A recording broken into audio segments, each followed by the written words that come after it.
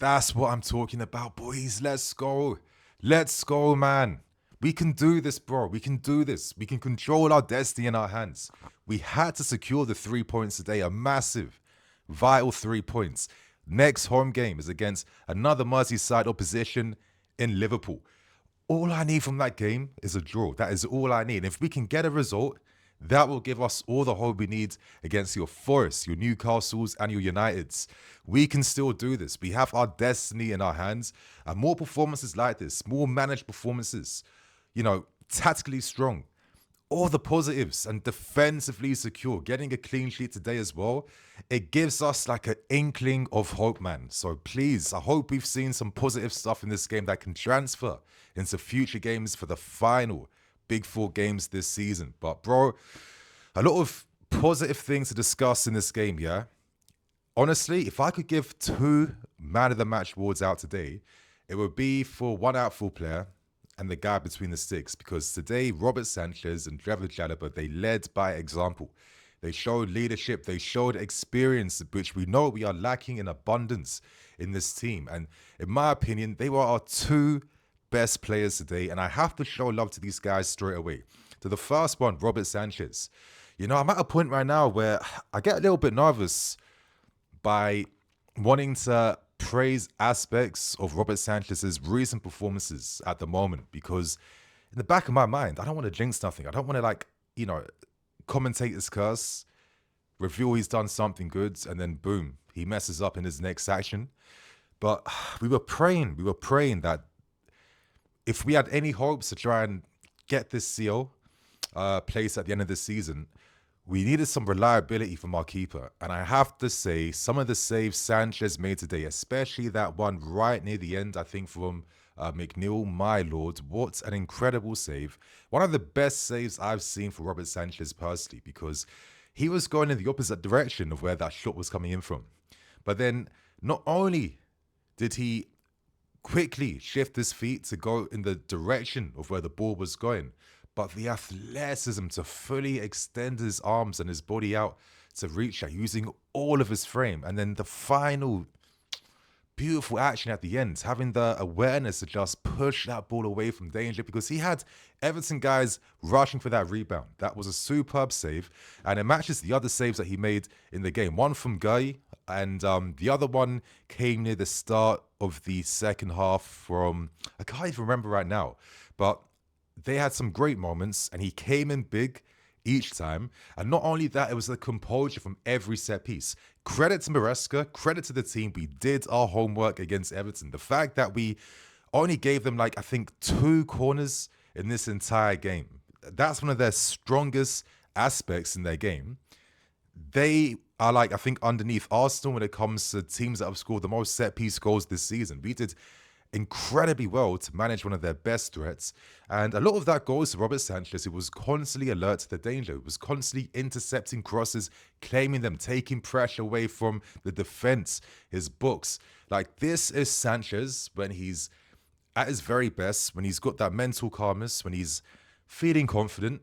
You can see why the club had some hopes that, okay, let's take the gamble on this guy and let's see if he's able to get out of this. Listen, I don't want to say anything more about his future here. All I simply care about is the present, is the right now. And right now, Sanchez is doing what he has to do. And hopefully he plays an instrumental part in helping us secure CL football come the end of the season. And obviously, shout out to trevoh Jalabert as well. Our best defender, I think 25 years old, he's pre-peaking at the moment. And when I see this guy, as he showed literally same time last year for us under Pochettino, just constantly reliable, constantly consistent, constantly available. You know what I mean? I just think to myself, bro, we're a bit of a nasty club, right? Where how can you have a player this loyal to the cause, this loyal to the club, this reliable, this good at the back, this versatile, yet you're constantly looking to shift them on? Why? They made the ridiculous move, and I will still stand by this, signing Tosin Adarabioyo, thinking that we're getting a like-for-like replacement on a free. This is great business. No. That's a great business, but that doesn't equate to it being a great footballing decision, because, yet again, Jalabert's come back and he's kicked out more signings out the team, just like he did last season to your Badias and your Disassis. This guy, every test thrown his way, he keeps on passing it with flying colours. And I just think to myself, it will be an absolute disgrace if these guys decide yet again to shift them out and move him on when he quite clearly is more than good enough, to be playing in this first team and staying in our squad. We're a stronger squad and a stronger team with Trevoh Jalabert. I mean, that decisive action against Betos, winning that ball there, the proactive nature. He was on him like a flash. Like, this guy was constantly, like, on point defensively in every single action with the interceptions, the blocks, but also the ball playing ability too, He wins the ball off Beto, quickly finds Enzo Fernandez, who quickly sprays it to Nico Jackson, and Nico does the rest there. I'll get onto that. And it's just a reminder of, the quality that we're just taking for granted. Top performances from both these guys. And sometimes it's nice to know that, other players can shine. It doesn't have to always be the Cole Palmer show for us to do something in this game. So, I liked it, man. We saw a lot of nice little tweaks too from Enzo Maresca. I think the big surprise was seeing Romeo Lavia starting. I think maybe all of us assumed he might be coming on in the second half. Credit to Lavia today. He clearly is a little bit rusty. Like, you're not going to play your first game after how long and just like act like you haven't been away for the last few weeks and months, right? Let's keep it real. But the fact, what I really loved about his performance was he wasn't shying away. He was still showing his responsibility for the team, still receiving in tight areas and spaces, keeping the ball under pressure when it felt like he was about to lose it on a few occasions, And you know what? I've always felt like if there was one key player that we lacked this season, it was Romeo Lavia, just from like a tactical perspective and just in terms of this one key thing, which I hope you guys are aware of. But when you have that partner in crime alongside a Moises Caicedo, do you know who that inspires the most in this team? It inspires the offensive players because they're allowed to be a bit more creative, take a few more risks because they know even if they lose the ball, Caicedo doesn't have to one-man the midfield himself. He has Romeo Lavia there who is just as good being in the right spaces to snuff out danger, break up play, and of course kickstart new moves. And this has been the massive miss that we've had by not being able to rely upon having a Romeo Lavia. And this is why this guy's got big potential and a big future here. So massive credit to him. And it was interesting seeing him in the lineup. His introduction meant that Moises Caicedo inverted. And, low-key, I feel like every time this season, Moises has inverted. We've kind of played a decent game, no? I think one of the sick things about Moises that you clock is that the reason why he can, I'm going to just confidently say, seamlessly play in that role and position, is that this guy's 1v1 defending and tackling, bro, against any winger. Okay, he hasn't played against every winger, but come on, he had a big threat against him today and then this guy's he's a real, not only a speedster, this guy's he's got a bit of that maverick soul to his game, right? A very crafty player, very intelligent player, very silky. Did you see this guy in the game today? You'd be thinking, right, oh shit, I'm playing against Moises today, I have all that space on the left hand side to counter. If I'm on point today, I can make something happen for my team. No chance at all with Moises Caicedo there. Obviously, a few little tweaks on top too. Credit to Neto, who was diligent from the first minute to the last minute, tracking back and defending. That's going to be key when Moises will naturally sometimes be inverted. He's not going to just be running laterally left and right 24/7. Sometimes you're going to need to trust your winger to be tracking back and being aware. And Neto did his thing today. That was the important thing. I didn't miss that fact. But just to say, when you have that ability to have a proper midfield player inverting who can defend wide like a fullback, it just gives you a little something, right? When these two are forming that base in the 3+2 build-up structure, just giving us that super strong core to play out from. And I felt like this is why we saw a lot of joy, I would say, from our wingers today. The first time you've ever seen Noni Madueke playing on the left-hand side. I think a lot of us have thought to ourselves, he probably could have done that, right? I don't think it was too alien for him. And, credit to this guy today. Another guy who's come back from injury. I feel like this was the first game since his injury where it's okay, this is the Noni that I remember. And you know what I loved about his performance? I love the quick interchanges between himself and Cucurella. There was that amazing 1-2 at the start in the first half. But you know what it is, man? Like the confidence to just like run towards goal. And he wasn't afraid to take shots with his right foot. We know this guy puts in a lot of work with his two-footed shooting. Like we've seen the videos on socials and all them details. So I love that with Noni. He's one of those players where like what he does in the training ground, you actually see him applying that in his games. I've always liked that because it's like, okay, I'm in that journey with you. Like I can actually see those tangible signs of your development. And he was really unfortunate today not to try it in and not to score a goal with his right foot. Forced 2 super saves from Pickford. And you know what? I just like these types of tweaks sometimes. You know why? Because the opposition aren't planning for it.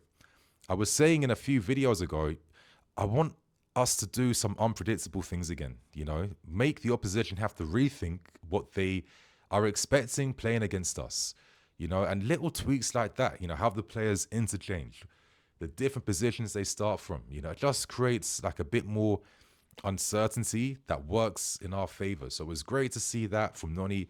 Great to see Neto continuing down the right-hand side. He went on one super run in this game too, where I was hoping he'd go all the way towards goal. Wasn't the only player to do that. Moises Caicedo as well, showing what he can do in the middle, just the balance, the poise, to keep that ball under pressure. A lot of good performances today.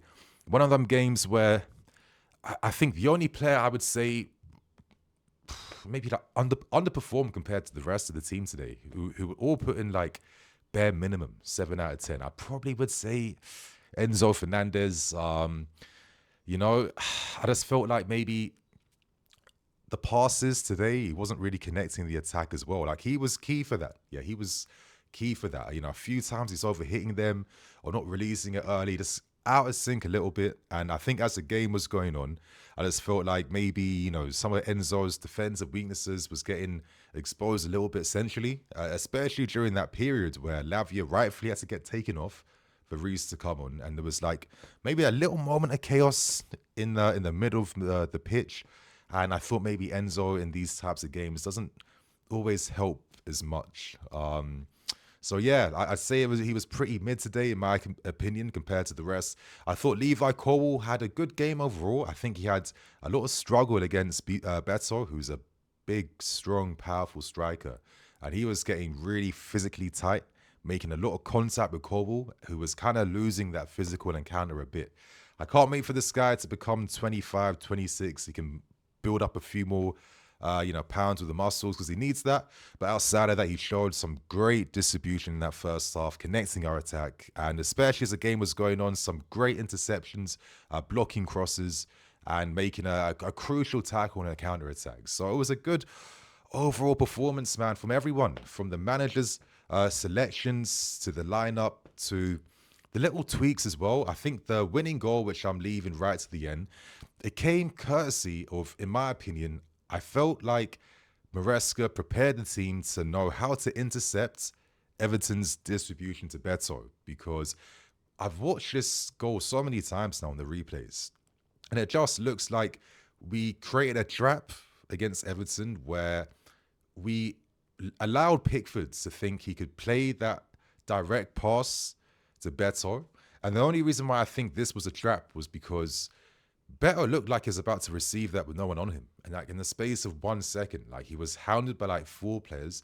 Superb pressure by Jalabert, who like knew what to expect before it came. Pushed him all the way back, won that ball. Plays the pass quickly to Enzo Fernandez. And then, of course, Nico Jackson, he finally did something I've been waiting to see. Taking responsibility and forcing the shots.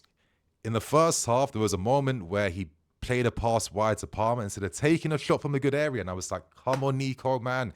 This is a shooting opportunity for you right here. I loved that when the next moment came, he did not waste time. Superb goal from Nico Jackson. Superb touch. And the second touch, a shot away from the keeper. Laces on the top of the ball. Hit it so pure. Hit it so hard. Most importantly, hit it so quick that Pickford just couldn't anticipate, getting there in the corner in time. And that's the difference in the end. You know, sometimes, the manager will help in terms of the preparation he gives to the team, but ultimately it's the execution of the players. It would have been great to have got 2 goals. I thought maybe as the game was going on a little bit, the fans were starting to get a little bit touchy, and I was just thinking to myself on TV, don't be booing and moaning in the final 10 minutes, where at that stage, getting 3 points is more important than getting the second goal. Like, come on, you guys, use your brains a little bit, right? But like I said, man, I thought it was a good all-round performance, a lot of positive things to discuss, and hopefully it's enough for us now to take this into other games and get Champions League, and then hopefully this project and club really just like clicks and goes to another gear. So I hope you guys enjoy, man. Show us some love with that like button if you think we can secure CL football, and I will see you guys with some more videos. Love.